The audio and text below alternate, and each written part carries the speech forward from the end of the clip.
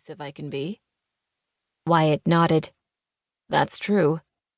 I turned down this job a half-dozen times before you roped me into it." "And what did I do?" "Badgered me until I accepted." "My fortune, and I thank you for the persistence," he replied, raising his glass. "What can I say? I'm a man who knows what he wants. And right now, your flavor of the month is a woman who has made us millions in the past. I'd be a terrible business counsel if I didn't point out your ill-fated romance could have financial repercussions for us if she refuses to work for Wexton Hotels again." Hayden waved away the words. "You worry too much.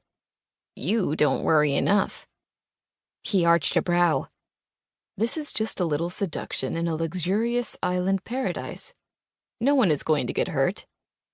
Wyatt shook his head. "Just try not to get us sued for sexual harassment." He tossed his friend a dirty look. "Ha ha." "Mark my words," Wyatt said. "This will end poorly for you. I don't even know why you are so set on winning this woman. She's not your usual type." Sensible words. The world was endless, after all. There was no shortage of beautiful women to rotate through his life. It would take no effort at all to fall back into his old habits and spend the week sailing the Mediterranean with a gaggle of models. It wasn't like him to think twice about a woman who'd turned him down. Except when he fell asleep at night, he couldn't shake the memory of Avery arching under him, of her hands gliding down his chest, or the way she cried out against his ear when her body climaxed under his touch. No, one night hadn't been enough. He was nowhere near done with the elusive Miss Clark. All he needed to do was convince her of that fact, and they could embark on the affair they should have had from the start. He had no doubt it would burn hot and fast, but that was just his speed. A few weeks and the woman would be out of his mind for good. Provided he could catch her first. "Have you booked the private jet?" "It's on standby," Wyatt said. "If you have the bad sense to go, a fully stocked jet is yours to command." "Then I'm off to paradise." Wyatt shook his head. "Just don't fall off the map completely. Every now and then, I actually need you to do your job." "Sounds tedious," says the billionaire hotel mogul.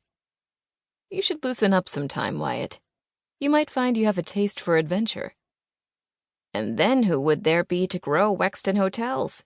he pointed out. "Besides, you have enough fun for the both of us." "It's a difficult cross to bear."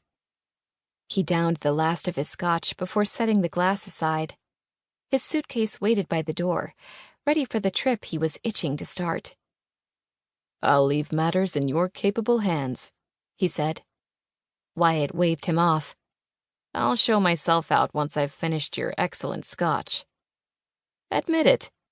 Half the reason you finally took the job was the unlimited access to my liquor cabinet."